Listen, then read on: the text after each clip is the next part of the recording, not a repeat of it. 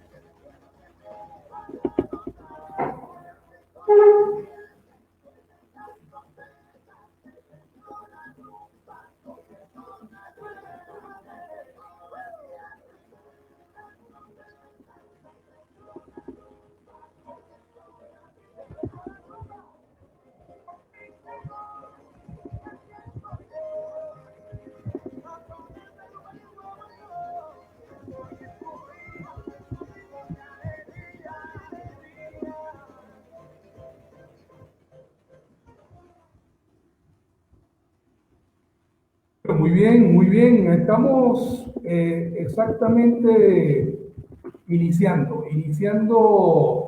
nuestra transmisión el día de hoy. Vamos a hacer el pase ahora a nuestro querido amigo y profesor Eduardo Pérez. Buenas noches, estimado profesor. Abrazo hasta Colombia. Luego de esta música, para calentar un poco el ambiente, bueno, deseo que hoy sea una excelente conversación. ¿Cómo estás, Eduardo? Claro que sí, Sumar, claro que sí, no, muy bien, afortunadamente. Gracias de verdad por la invitación. Gracias por hacer posible este espacio tan ameno para hablar como amigos, como colegas y como amantes de este mundo apasionante del deporte y de la gerencia del deporte, obviamente. Bueno, hoy es viernes y los gerentes del deporte olímpico lo saben. Es un mes y van a ser 100 días de transmisión continua de actividades sobre los Juegos Olímpicos en especial, pero también sobre el olimpismo y desde una perspectiva gerencial, de gestión y de administración. Esa es la tónica que vamos a tener en este espacio y quien realiza esta primera transmisión, y tenemos el honor, la presencia de Eduardo Pérez Restrepo. Eduardo, la primera pregunta. ¿Quién es Eduardo Pérez Restrepo y por qué el olimpismo? Adelante y buenas noches.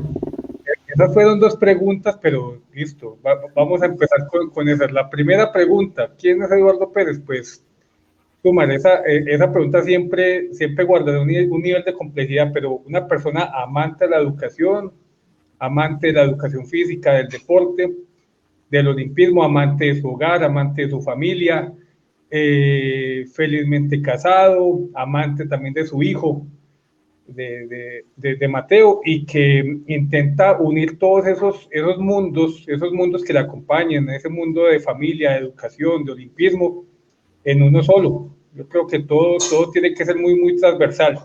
Entonces, básicamente, me considero una persona que es apasionada por las cosas que ama. Y en este caso, amo mi familia, amo el deporte, amo el olimpismo. Básicamente, en eso puedo resumir. ¿Por qué el olimpismo?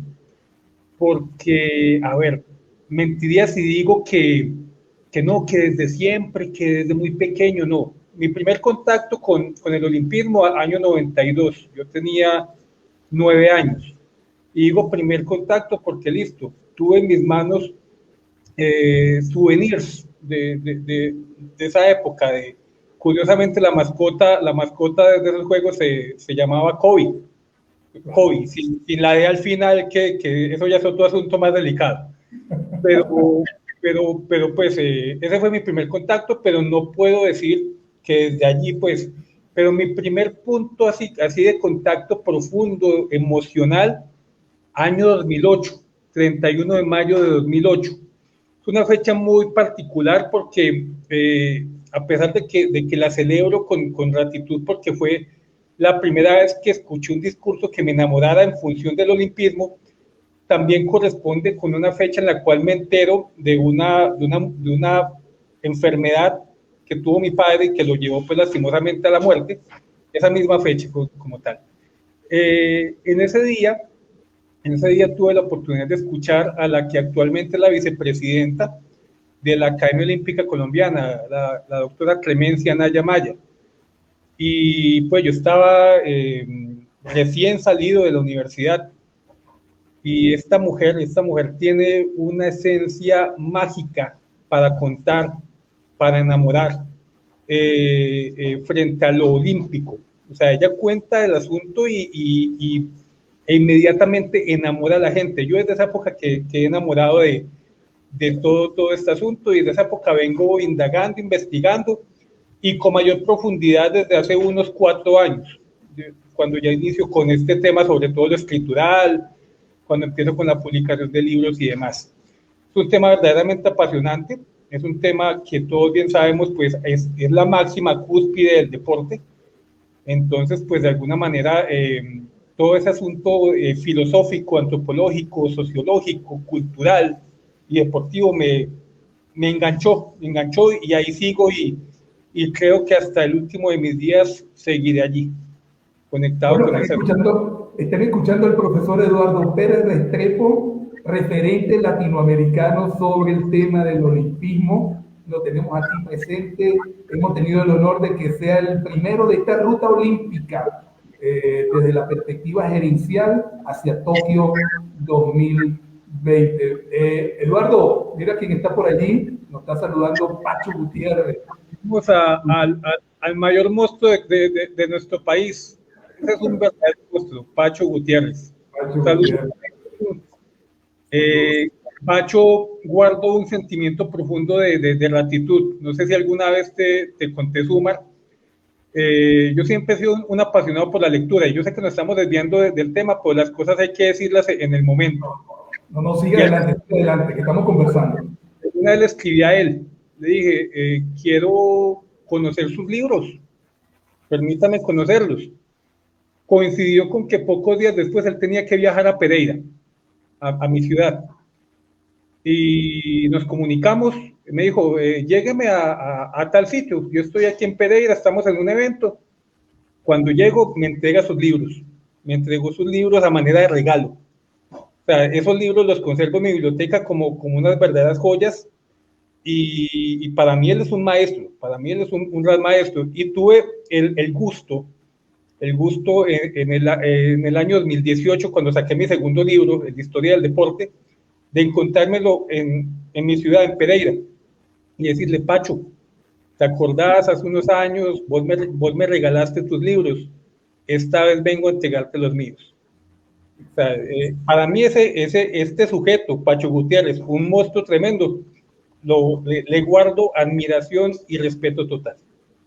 Bueno, están escuchando al profesor Eduardo Pérez Restrepo desde Colombia. Ya están escuchando a este gran referente del olimpismo, del tema del olimpismo, y que, bueno, vamos a tener una conversación muy amena el día de hoy. Recuerden, es nuestro programa, hoy es viernes y los gerentes del deporte lo saben, con una edición especial hasta los Juegos Olímpicos, en donde lo hemos denominado Ruta Gerencial Olímpica Tokio 2020. Bueno, la primera pregunta, Eduardo, sería, ¿quién es Pierre-Freddy Barón de Coubertin, pero desde una perspectiva como gerente, como gestor, como administrador, y que nos ha dejado un gran legado en el movimiento olímpico? A ver, Pierre de Coubertin, como comúnmente lo encontramos, Barón de Coubertin, pues ante todo el más famoso desconocido de la historia, como bien lo comenta el doctor Conrado Durantes Corral, bien denominado apóstol del olimpismo, un sujeto del cual la historia, digamos que lo ha obligado a que su mayor legado sea el elemento por el cual es conocido, los Juegos Olímpicos. Pero detrás de los Juegos, Pierre de Coubertin fue un monstruo también, un tremendo sujeto, un tremendo gestor, un sujeto visionario que pasaba siempre el pensamiento a la acción. O sea, él nunca se quedó plasmando la idea, siempre la ejecutó con dificultades, a pesar de su procedencia noble, pero con muchas dificultades, tanto así que terminó en bancarrota. Él entregó todo su capital, quedó prácticamente dependiendo del capital de su esposa. Imagínese eso, quedó dependiendo del capital de su esposa en una época marcadamente machista. Y detrás de la obra de Coubertin, además de los Juegos Olímpicos, asunto del cual pues él es absolutamente reconocido, encontramos un sujeto apasionado por la educación y principalmente por la educación física. Tan apasionado fue que desde el año 1887 al año 1928 generó entre asociaciones, ligas, revistas y diferentes cuestiones, generó más de 25 entidades para promover el deporte, comités de propagación del deporte, asociaciones, uniones de sociedades y demás. Aparte de eso, siempre procuró la reforma educativa sobre todo de su país, Francia. Luego de la pérdida en la guerra franco-prusiana, de la pérdida francesa, él se preocupó. Seguramente muchos simplemente lo tomaron como una derrota. No, él decidió tomar la derrota, pero aprender de ella. Y encontró que había una dificultad a nivel curricular, donde el currículo francés era ausente, era carente de educación física y el medio más conocido de esta, que es el deporte. Por tal motivo decide investigar, indagar, y se encuentra con la obra de Thomas Arnold en Inglaterra. Ya Thomas Arnold pues había fallecido, y el sujeto copia muchos de esos elementos, intenta plasmarlos, plasma muchos de ellos, pero repito, también tuvo muchos detractores en su propio país. Entonces tenemos en él un visionario, como lo comenté ahorita, un gestor tremendo. No más hablar de cómo fue el proceso de Juegos Olímpicos, ya es un tema bastante fuerte, en el cual se demuestra su gran capacidad como gerente, y seguramente ahora hablaremos un poco de ese tema, pero detrás de él tenemos un pedagogo, un historiador, incluso un diseñador. No más hablar de los símbolos olímpicos, hablar de la bandera, hablar de todas estas ideas de juramento, o sea, todo este asunto de los rituales y la simbología, él la tenía muy marcada, pero también era una esencia muy familiar. No podemos olvidar que él justamente era hijo de un pintor, de Charles Freddy de Coubertin, un pintor experto. Muchos textos lo ubican como un aficionado, no era un experto en el arte religioso, y pues él fue seguramente una de esas influencias tremendas para su gusto por los símbolos, para su gusto por el diseño como tal. En él encontramos también, básicamente, una persona enamorada de la juventud, que veía en la juventud siempre, no solo el futuro, sino el presente de toda sociedad. No, sí, y además que cada una de esas, de ese proceso, ¿no? De crecimiento personal, profesional, de Pierre Freddy, de Barón de Coubertin, realmente hay una serie de detalles que lo vinieron marcando en función bueno, de tener tantos resultados, pero el que más hemos podido, o el de mayor representación, que son los Juegos Olímpicos, pero ese proceso fue un proceso inclusive de muchos fracasos también en su transitar, mucho fracaso, mucho lobby, mucha negociación. Fue un gran político en el buen sentido de la palabra, para llegar a grandes consensos que le permitieran llevar a cabo este gran proyecto. Esos son los detalles que queremos que tú, mejor que nadie, lo podamos desarrollar en este momento. Y bueno, y por eso viene una segunda pregunta, una pregunta importante. Es común abordar a Coubertin como el restaurador de los juegos, pero ¿en qué otras áreas generó impacto? Esos detalles que hemos estado conversando. A ver, Sumar, a ver. Tenemos que ver a Coubertin principalmente, en primer lugar, como un educador, como un pedagogo, como un amante de la pedagogía como tal. Este sujeto, como bien te comentaba ahora,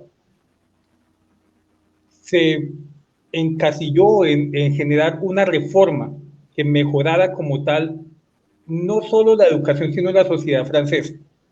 Una sociedad marcada, según parece, por una debilidad fuerte entre sus habitantes, debilidad derivada de malos procesos a nivel de educación física y deporte. Por un lado eso. Por otro lado, un promotor de los valores. Él siempre vio el deporte como una herramienta absolutamente efectiva para promover los valores, para promover la paz, para promover la unión de las naciones. Podemos ver en él un promotor permanente de la paz. Cuando él decide ejecutar esta idea de los Juegos Olímpicos, uno de sus principales discursos era ese: confraternizar las naciones y lograr la paz entre ellas.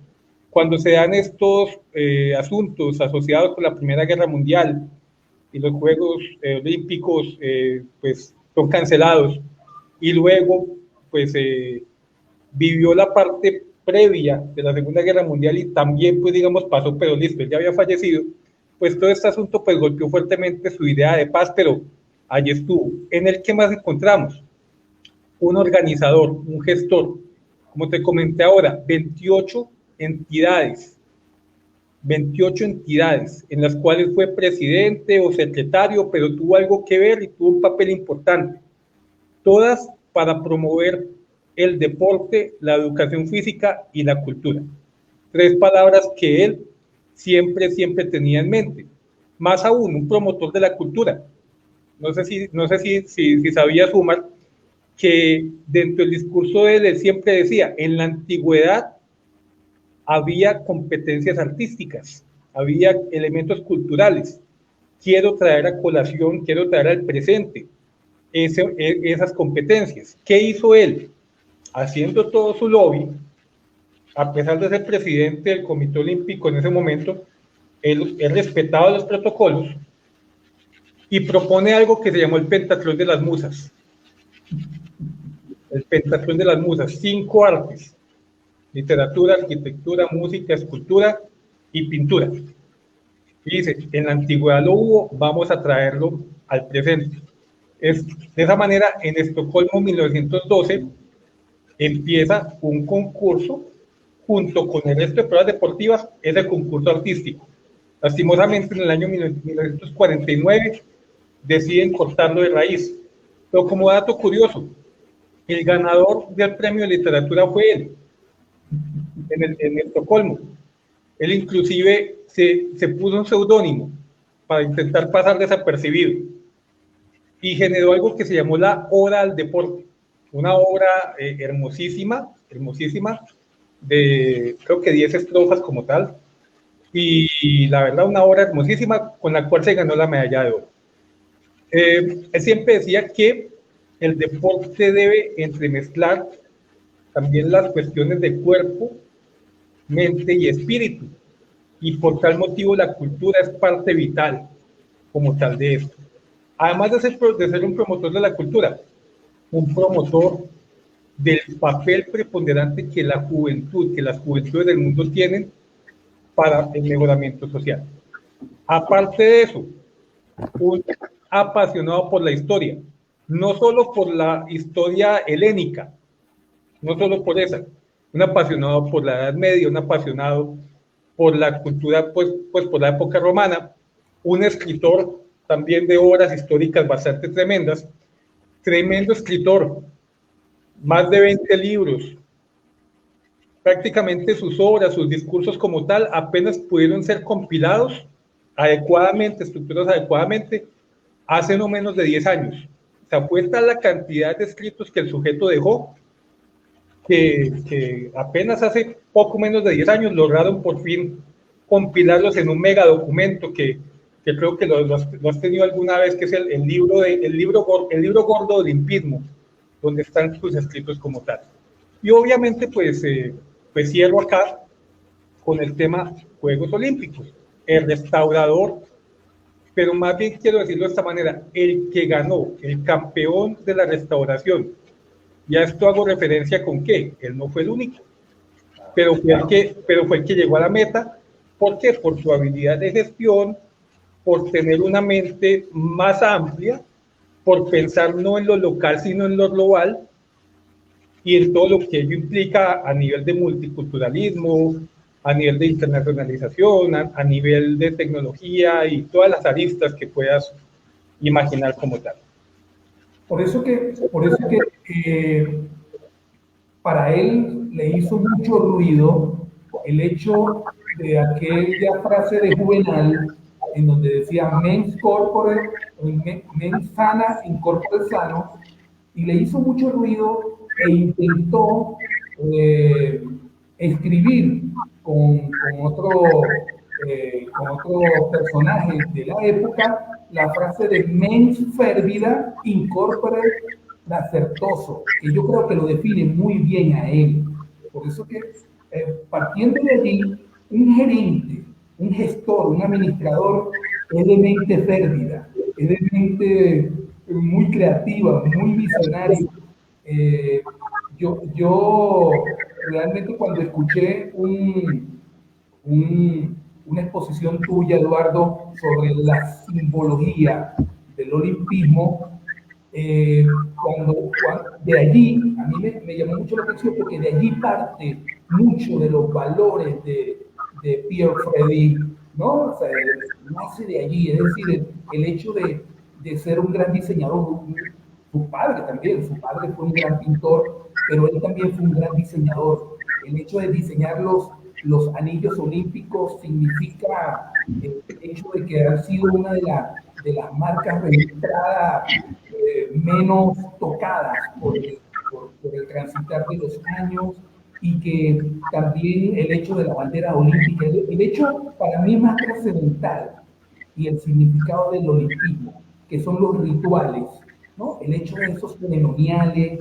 de esos rituales, que realmente es lo que lleva a tener mayor presencia y mayor impacto a nivel global, el olimpismo como tal, y no los 15 días, que es el resultado de todo ese proceso que viene siendo los Juegos Olímpicos. Pero, ¿qué tan impactante es ese proceso del olimpismo, los valores, la simbología que quiere transmitir o que sigue transmitiendo lo que llevó a Pierre Freddy, el varón de Coubertin?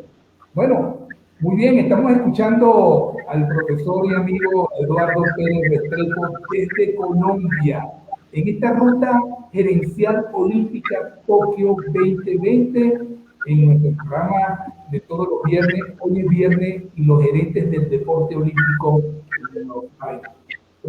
Aprovecho para que ustedes dejen en estos momentos en diferido, los que nos escuchan en diferido, en vivo, pero también en diferido, dejen sus comentarios en nuestra plataforma en YouTube. Allí suscríbanse, ustedes se suscriben, hacen la notificación en la campanita, y en ese momento van a estar escuchando en vivo y en directo y notificándoles de todas las actividades de valor, de contenido de valor sobre la gerencia, la gestión y la administración en el deporte.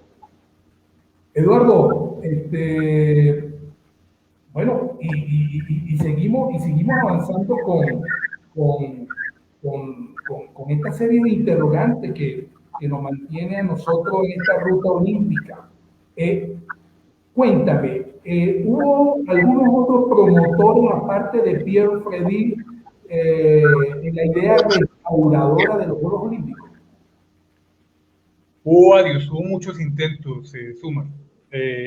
Comúnmente encontramos la idea recientemente puesta en duda, justamente por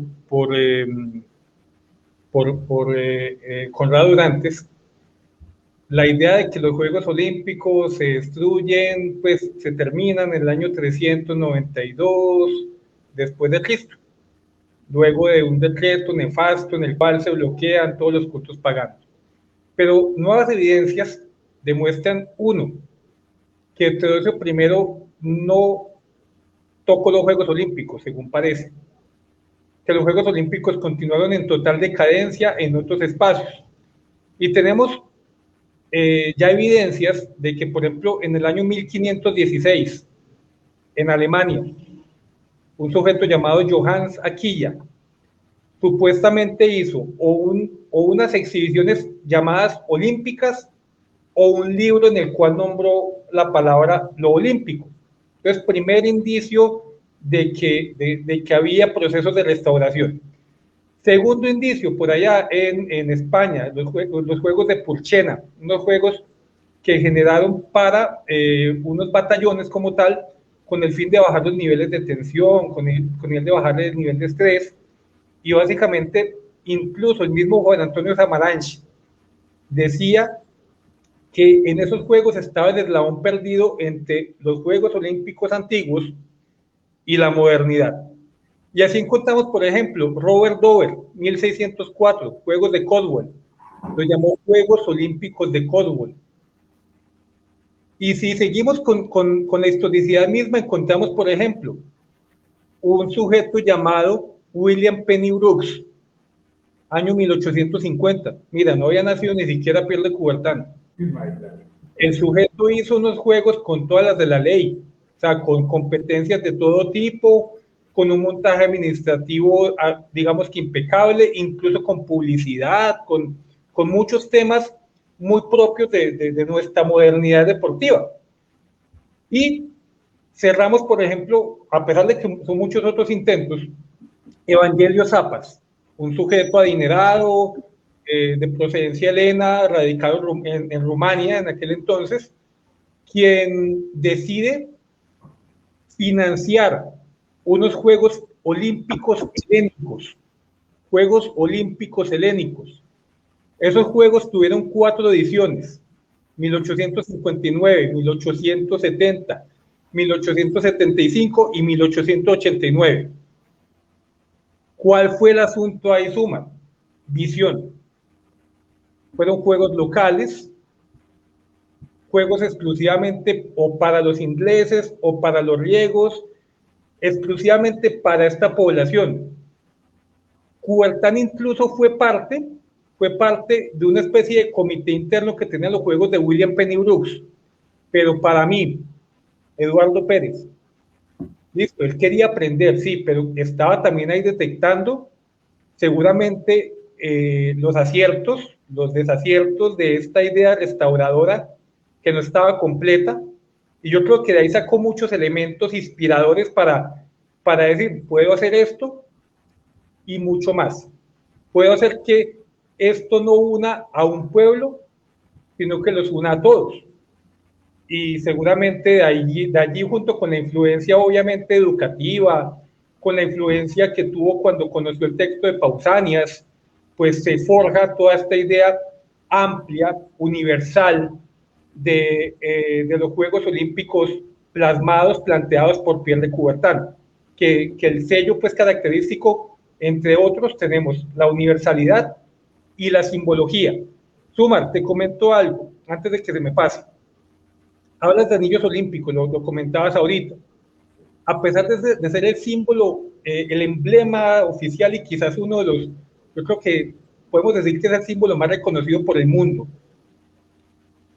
Es el símbolo más reconocido, pero también a la vez más desconocido. En cuanto a su esencia, en cuanto a su significado. Así es. Es muy común, y lo digo porque he hecho esta pregunta a estudiantes de especialización, estudiantes de maestría. Les digo, ole, ¿qué significan los anillos olímpicos? Claro, te responden que simbolizan los 5 continentes de... Eso es lo que te dicen. Y lo dicen con fervor, con pasión, cual mens fervida, como bien lo comentabas ahorita. Yo le sigo la corriente, yo les digo, bueno, y entonces si es así, entonces el anillo amarillo, ¿qué significa? Ah, profe, Asia. Y el anillo negro, ¿qué significa? Ah, pues, profe, obvio, África. ¿Qué significado tan racista, ¿no? Es un sesgo racial muy fuerte, es un sesgo, pero que aún predomina, a pesar de que en 1913 el mismo Coubertin explicó de dónde venía el símbolo, y por allá en el año 1957 el COI vuelve e insiste, y aún hoy, año 2021, seguimos insistiendo, pero listo, es parte obviamente del proceso, pero es un símbolo de unión de las naciones, de unión de las culturas, de unión de las razas. Es un símbolo básicamente de unidad en función de la paz, básicamente eso. Pero bueno, ahí me desvié un poquito, pero sí, esos fueron... Pero es importante, disculpa que te ataje, Eduardo, pero, y tú muy bien lo dijiste en una exposición hace meses, que realmente los colores que Coubertin diseñó en los aros olímpicos, en ese momento representaban a los países que en ese momento iban a inaugurar estos primeros Juegos Olímpicos. Entonces, Yo me acuerdo que en tu exposición colocaste una serie de banderas de los países que iban a intervenir en esos Juegos Olímpicos y representaban de una u otra manera esos colores que estaban en los Juegos Olímpicos y que estaban sobre una base blanca, ¿no? Una base blanca que de una u otra manera potenciaban ese aspecto de unión entre los países. Sí, Quiero destacar las palabras tuyas. porque ya cuando se diseña lo de la bandera, pero sí, el objetivo que era la unión de los colores de las naciones, de los lábalos nacionales. Así es. Ahora, Eduardo, me llama mucho la atención de que en todo tu relato y lo que he venido yo escuchando de referentes latinoamericanos como tú en el tema de las Olimpiadas, del olimpismo, es que hay una serie de características de Pierre de Coubertin que estamos hablando de 1896, pero también estamos hablando de el siglo XIX, donde comparado con el siglo XXI, hay una serie de características que hay que rescatar como un hombre, como aspecto de los gerentes en estos momentos. Lo visionario, tú acabas de repetir en varias ocasiones que es un gran promotor, que es una persona netamente política. Yo creo que podamos rescatar esa palabra porque él, en este transitar para restaurar los Juegos Olímpicos, hubo muchos lobbies, hubo muchos fracasos. Coméntanos esos detalles de su participación en el Congreso en 1892 y 94 luego, ¿no? Creo que fueron esa fecha, porque él se presentó dos veces. Uno, en un momento donde él fracasa en el intento de presentar el proyecto, pero luego, 2 años después, realiza la misma presentación en Lausana, Suiza, en la Sorbona, en Francia, en la Sorbona, en Francia, y logra triunfar en el proyecto restaurador. Cuéntanos esos detalles. A ver, a pesar de que su idea nació desde antes, dos momentos que marcaron fuertemente este proceso fueron, sí, esa época, año 1892, y un segundo momento, año 1894. 1892, él obviamente caracterizado por esa mens férvida, por ese apasionamiento, esa mente ardiente,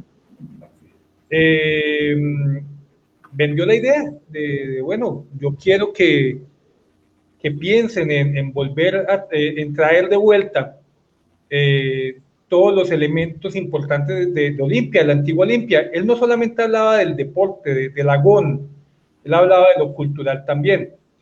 Y dentro de su discurso, apasionado obviamente, pues intentó vender la idea, intentó convencer a las personas con mayor poder en aquel momento de traer nuevamente este asunto. Él dice, fui escuchado, pero inmediatamente burlado. O sea, lo escucharon, dijeron, sí, vamos para esa, pero después básicamente empezó esa incredulidad en que, no, pues, ¿cómo vamos a hacer un evento internacional? O sea, ¿cómo es posible?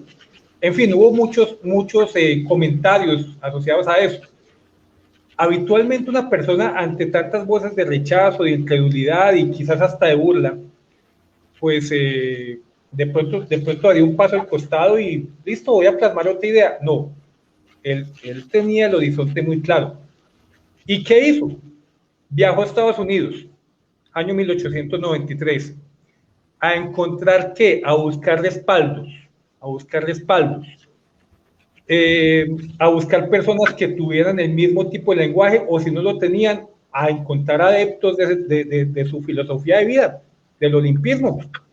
Y es así cuando él sigue plasmando, sigue gestando todo este asunto y decide plantear en el año 1894 un congreso óigame bien, no decía Juegos Olímpicos, era un congreso sobre amateurismo, pero le puso por allá al final del orden del día, por así llamarlo, en los últimos 3 puntos, punto 8, punto 9 y punto 10, el temita Juegos Olímpicos. Pero ¿qué más hizo? Decidió aprovechar que poco antes de esa reunión habían encontrado una de las pocas piezas musicales sobrevivientes de la antigua Grecia, el himno de Apolo, y decidió usar ese acompañamiento cultural para otra vez vender la idea y aprovechar obviamente toda la dinámica filolénica que había en ese momento por las excavaciones que se venían generando por la expedición francesa y también por la expedición alemana, y allí se dio vía libre por unanimidad a los Juegos Olímpicos modernos. Pero pues la gente dirá, no, unanimidad, entonces todo fue color de rosa. No, o sea, empezaron ya una serie de dificultades enormes. Primera dificultad, ¿dónde? Entonces ellos pensaban, Olimpia, pero la idea fue descartada casi que inmediato porque eso implicaba restaurar Olimpia, restaurar una zona arqueológica que apenas estaba siendo descubierta. Entonces, listo. Pensaron incluso en París, pero finalmente, dentro de esa mente de gestor, aparece un sujeto llamado Demetrios Vikelas.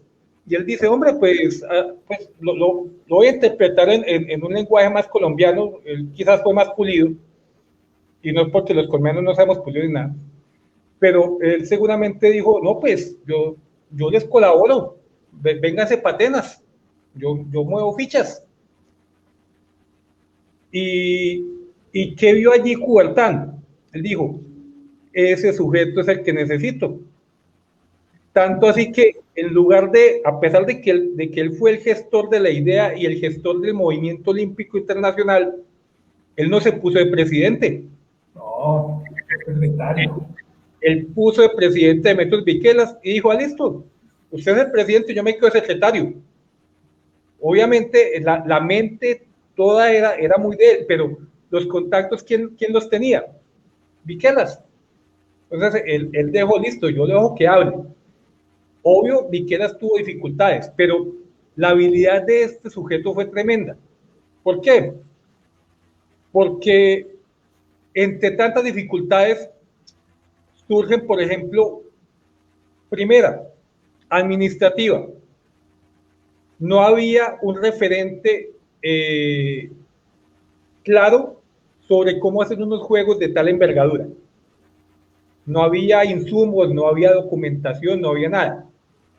Vikelas tampoco tenía ni idea de eso. O sea, habían hecho juegos locales, pero estamos hablando de juegos internacionales. Segundo elemento importante, dificultad política. Charilaos Trikoupis, primer ministro. Este sujeto dice, no, qué pena, pero Grecia, nuestro país está con dificultades económicas, ¿cómo vamos a meternos con los juegos? ¿Qué hizo Coubertin? No lo escuchó prácticamente. ¿Él qué hizo? Decidió irse a hablar con la oposición y decidió hablar con la familia real. Básicamente silenció con tal nivel de violencia a Trikoupis, que Trikoupis poco tiempo después renuncia a su cargo. Aparte de eso, temas económicos. O sea, Vikelas había dicho, yo me encargo, váyanse patenas. Pero Vikelas, yo diría que habló más de la cuenta en su momento. Y Coubertin ya había comprometido su espíritu a ese asunto. Él sabía que Zapas, ¿recuerdas? El sujeto que hizo los 4 juegos, él antes de fallecer dejó un capital para que la idea olímpica viviera supuestamente por siempre. Esa platica como que perdió. Se gastó en cositas. Se me cayó en cositas, como decimos aquí coloquialmente. Y Esa plática entonces no estaba. Ah, bueno, ¿y entonces qué hacemos? Este sujeto, ¿qué hizo? Llegó y empezó a generar estrategias para obtener recursos financieros. Primera estrategia, la emisión de 12 sellos postales. Los primeros sellos, la primera filatelia deportiva de la historia. Sellos que generaron unos recursos importantes, pero que no fueron suficientes. Segundo, una recolección en toda Grecia como tal, sus colonias e incluso en misiones diplomáticas. Obtuvieron plata, pero faltaba. Le pidió plata directamente a la familia real. Él, no Viquelas, aprovechando ahí el contacto, pero él era. Y este impasse económico ya se supera cuando aparece un sujeto llamado George Avedov.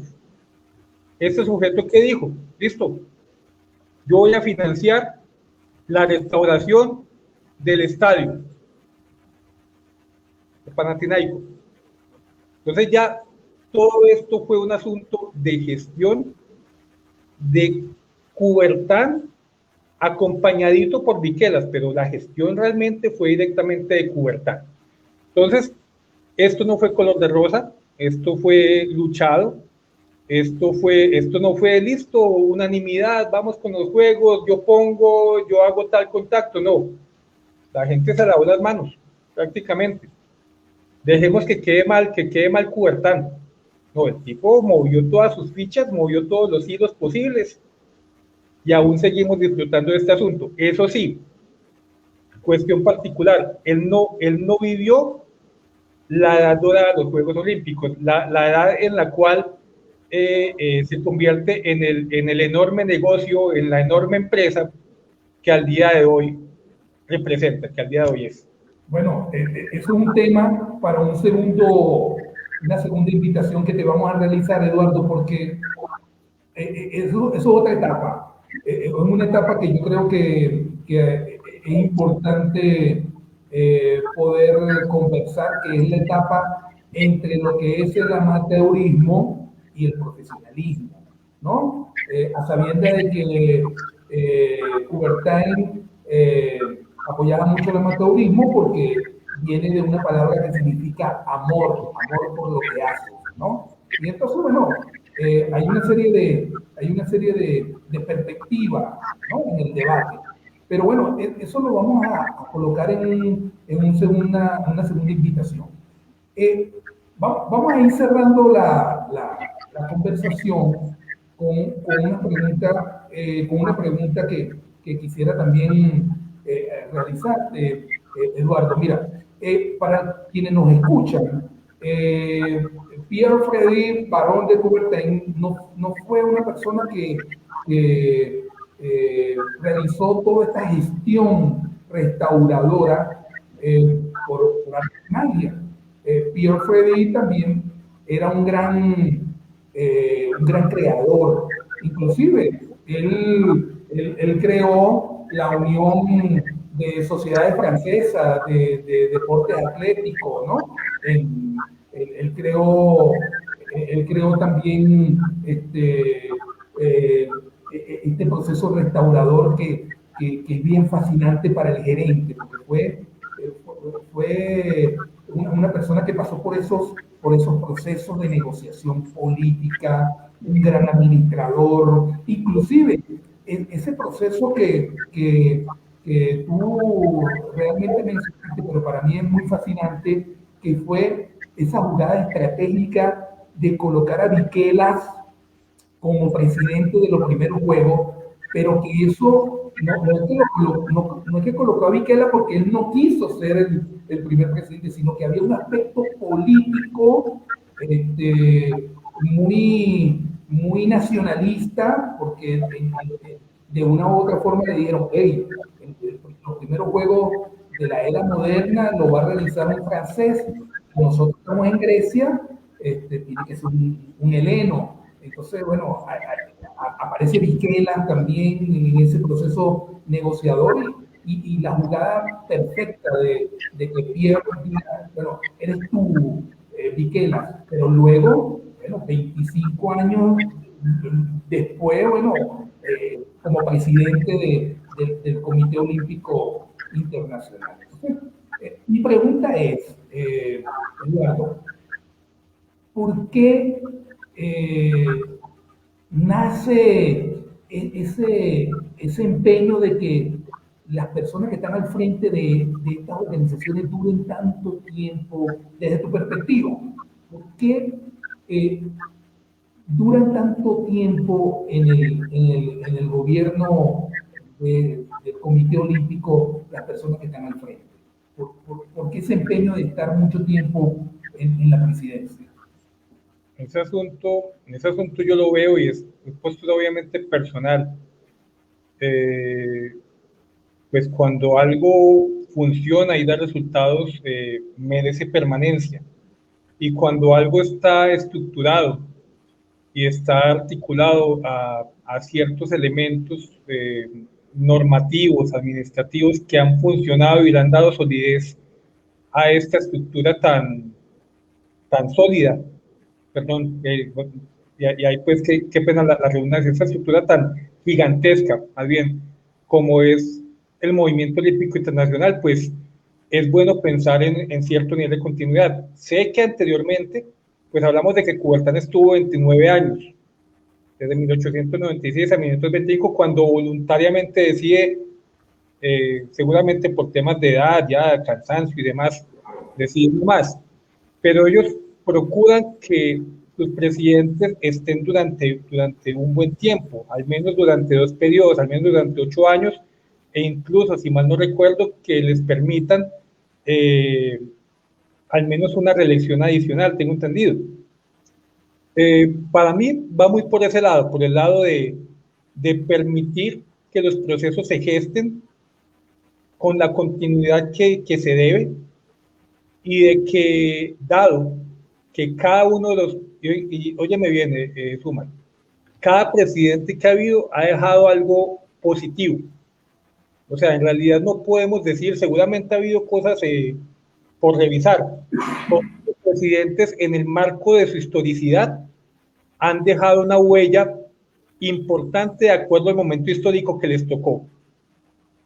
Entonces, por tal motivo, diría que es pieza fundamental darles ese nivel de continuidad con el fin de no destruir esa solidez que caracteriza el movimiento olímpico. Ok, Eduardo, voy a hacer una serie de preguntas que a todos los invitados realizamos. Son preguntas con respuesta corta por el tiempo que tenemos, pero que nos gustaría saber tu perspectiva. Según lo que ya hemos conversado en el día de hoy, según tu perspectiva, ¿cuál debería ser el perfil deseable de un gerente del deporte? Una persona, a ver, voy aquí obviamente a relacionar esto con Coubertin, que es pues el tema del día de hoy. Primero, una persona realmente visionaria, realmente atrevida, una persona que se atreva, una persona que intente romper paradigmas, que intente romper los límites establecidos, una persona que propenda por dejar una huella, dejar una marca eh, que, que le permita como tal construir historia. Una persona que sea capaz de articular esas habilidades de planeación, de organización, de dirección, de ejecución, de evaluación, con un componente humanista. Ojo, muchas veces olvidamos ese lado humano y lo dejamos mucho en el discurso. Y yo lo digo porque conozco personas así que básicamente, listo, son excelentes en esas labores operativas enmarcadas en la gestión, en la gerencia deportiva, pero olvidaron el lado humano. Entonces yo creo que estamos obligados a retornar a ese tipo de situaciones. Una persona que se actualice permanentemente y también ojalá, y esta ya es no tanto una visión hacia la persona, sino hacia la realidad como tal operativa. Ojalá que estas situaciones a nivel gerencial tengan relevos generacionales. Tenemos la dificultad en muchos países de gerentes buenos, algunos no tan buenos, que se enclaustran, se amarran, se encasillan, se atornillan a este espacio, evitando que estas personas con otras posturas, con otras ideas y con más frescura lleguen a ellas. Básicamente quisiera como dejarlo así como tal. Excelente, Eduardo. Entonces, la pregunta que te estoy formulando son dos aspectos importantes. El deber ser y el ser. Es decir, esta primera pregunta sobre el perfil es desde una perspectiva del deber ser. Ahora, ¿qué le falta al gerente del deporte para tener ese perfil deseable? Ay, Sumar, hombre. A ver, bueno, el asunto aquí, repito, humanidad, humanismo, retornar a esas bases, o sea, retornar a esa esencia que proviene justamente de los valores. O sea, hablamos de valores, pero no predicamos. Perdón, hablamos de valores, pero no los aplicamos. Predicamos, pero no aplicamos. Todos tenemos en la boca, no, es que los valores son importantes, claro, suman, no, es que sí, yo vivo desde los valores, pero cuando es la ejecución en sus procesos y cuando es la forma como opera y como trata a la gente, encuentras diversas falencias, cada vez quizás más profundas. Pues primero que todo, volver a esa esencia, volver a ese punto en el cual recuperemos ese lado humano. Yo pensaba, y aún no pierdo la esperanza, que esta pandemia nos iba a permitir retornar un poco a eso, pero hemos encontrado otros ejemplos que nos demuestran que antes hemos afianzado algunos comportamientos negativos, pero listo, también hemos desarrollado otros elementos positivos, pero hay cosas también por mejorar. Pero primero que todo, yo hablaría de ese lado netamente humano, del lado netamente humano. Por otro lado, tener una claridad en los procesos formativos. Encontramos universidades, UMAR, que forman poderos, forman buenos para todo, pero efectivos para nada. O sea, es un tema ahí listo, tienen competencias, pero efectividad queda dudosa. Entonces, tener esa claridad formativa de hacia dónde van los futuros profesionales del área de la educación física, del deporte, la administración deportiva, el entrenamiento deportivo y las demás áreas afines. Cuando tengamos esa claridad, pues podremos tener personas que realmente obedezcan y se enruten en ese perfil que eligieron. Pero aún tenemos que trabajar allí sobre ese asunto. Pero sí, repito, volver al lado humano, retornar a ese lado humano. Bueno, excelente, Eduardo. Mira, vamos a trasladar esta pregunta que todavía falta por formularte, vamos a trasladar a ese gerente, a ese perfil, lo vamos a trasladar ahora a las organizaciones, ¿ok? Lo vamos a trasladar a las organizaciones. Ahora, la pregunta es, para que el deporte pueda desarrollarse y crecer con éxito, ¿qué característica debería tener el deporte como una organización?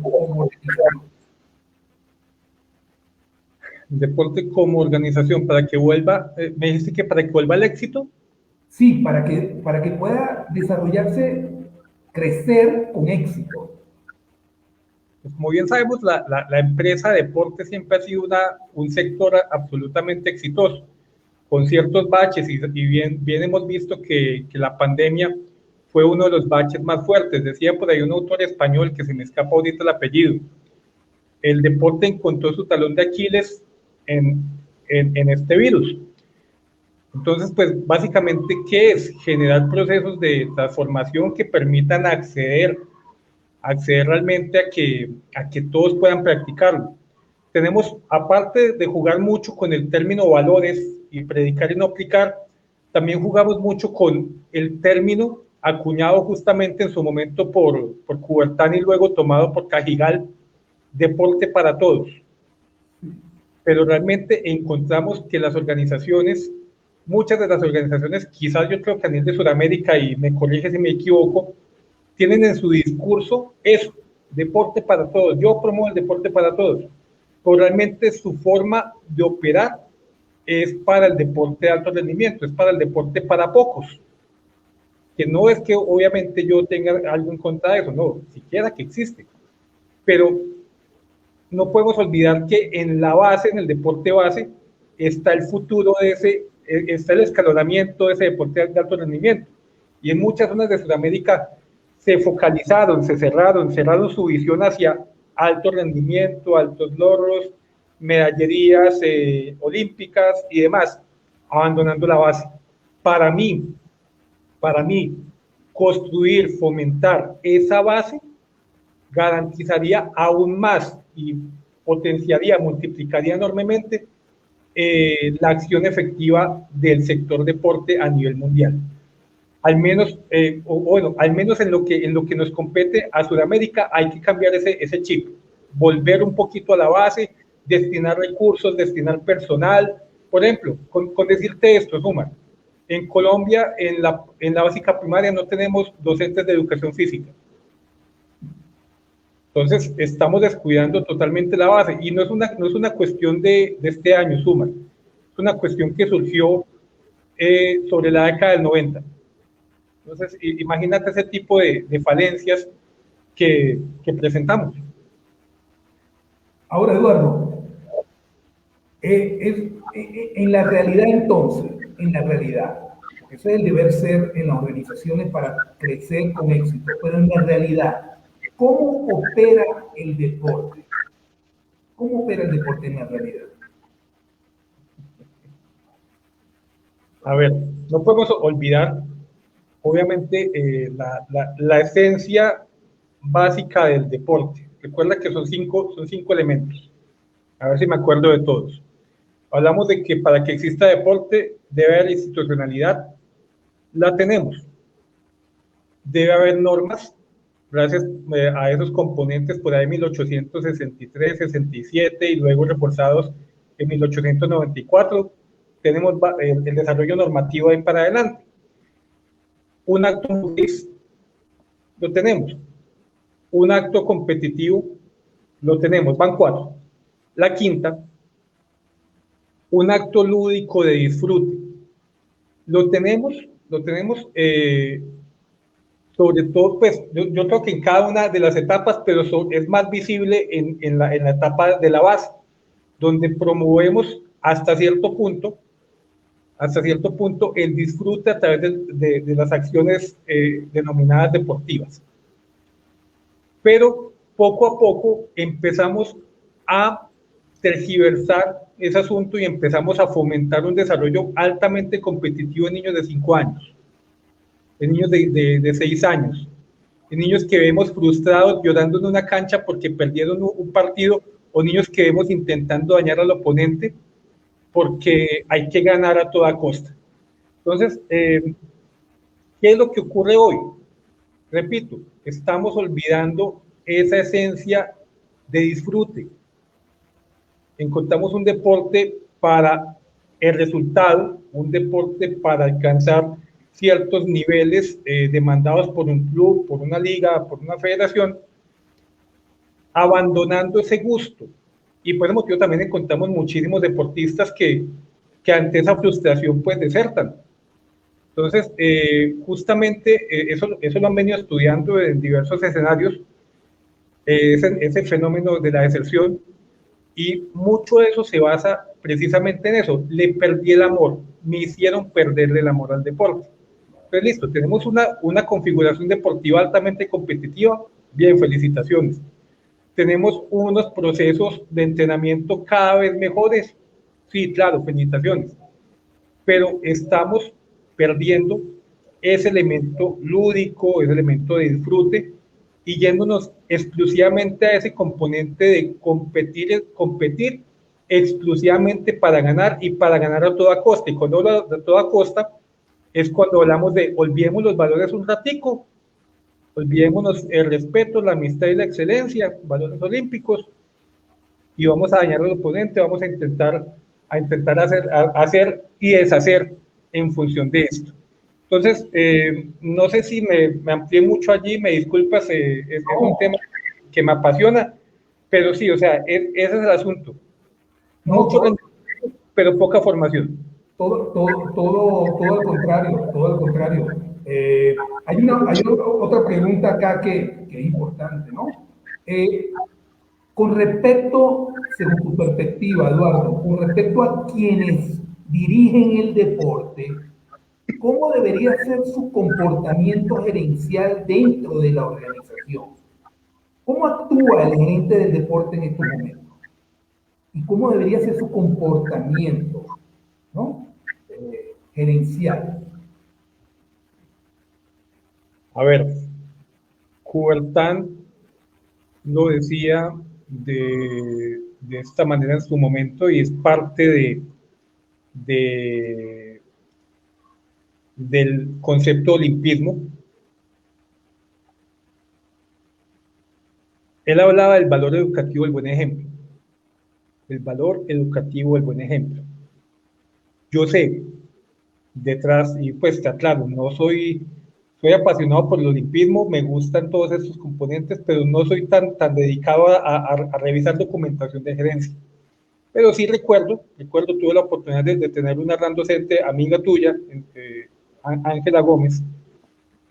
Ella fue mi docente en su momento.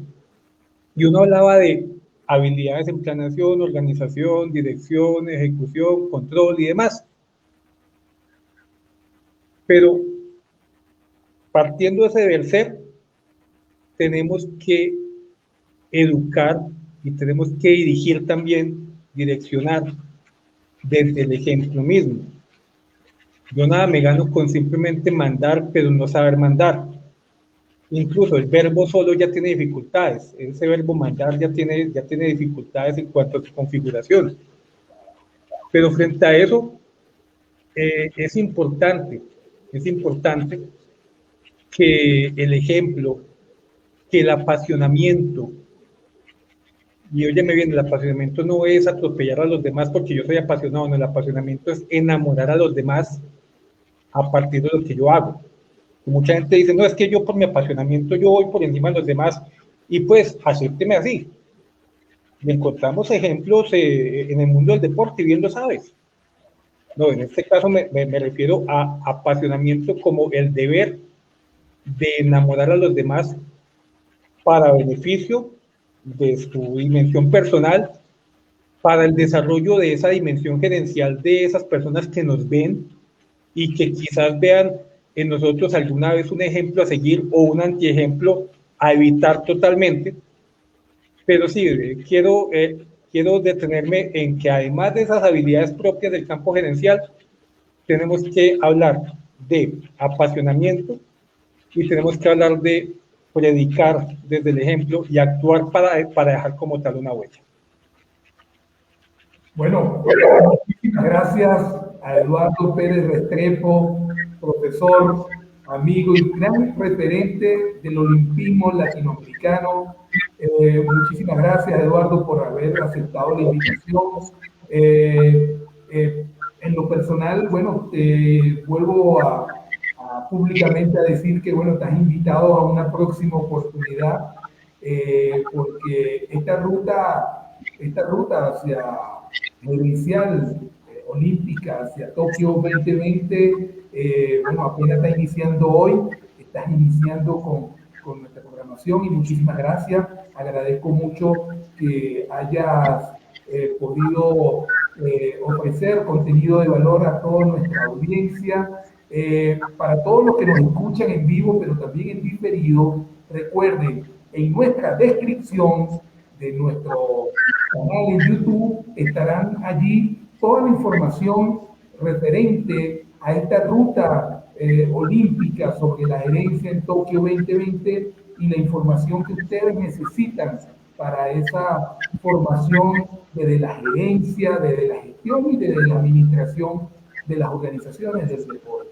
En esta oportunidad estamos con la edición de la Ruta Olímpica hacia Tokio 2020 y agradecemos a todos ustedes por apoyar este canal, un canal para la gerencia, la gestión y la administración de las organizaciones del deporte latinoamericano. Muchísimas gracias, profesor Eduardo. Si quieres cierre con algunas palabras y bueno, agradecido. No, gracias a ti por la invitación en verdad, gracias de verdad por este espacio permitirme hablar del tema que tanto me apasiona, del olimpismo, y hacer esa alianza importante con el componente gerencial. Eso creo que es importante, intentar transversalizar el olimpismo en todos los escenarios posibles, puesto que finalmente es una filosofía de vida que deberíamos aplicar en cada escenario de nuestra cotidianidad. Y no, aprovecho de una vez aquí, pues, dado que estamos en confianza, vienen ya mis 3 próximas publicaciones, ya están, sale el código ya ahorita, creo que salió ya hoy, yo creo. Juegos Olímpicos Antiguos, Juegos Olímpicos Modernos, en coautoría con mi hermano Fernando Pérez, y Piel de Cubertán y el Movimiento Olímpico, que sería el primer libro escrito sobre Cubertán en Colombia. Estas obras incluso ya está haciéndose, ya están las traducciones al inglés, entonces estamos pues ahí intentando abrir otro tipo de escenarios para seguir difundiendo la historicidad olímpica y seguir difundiendo obviamente la filosofía de vida que es el olimpismo como tal.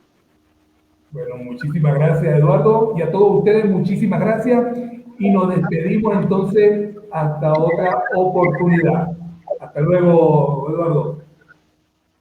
Luego.